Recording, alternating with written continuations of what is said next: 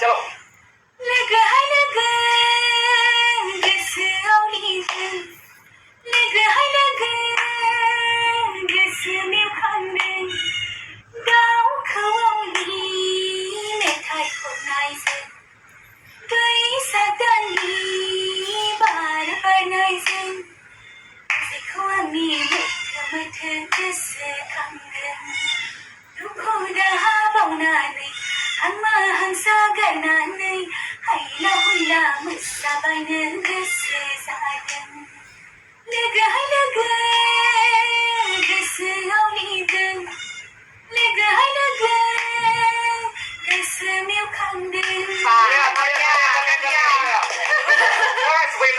videoku ada punya zona kebenaran please komen sama ketaban zabai so guys di video ko biar dan mulai zabai so video ko boleh nak please komen nak ketaban zabai so basna rauni basna ko please subscribe comment zabai and share sama damu sih guys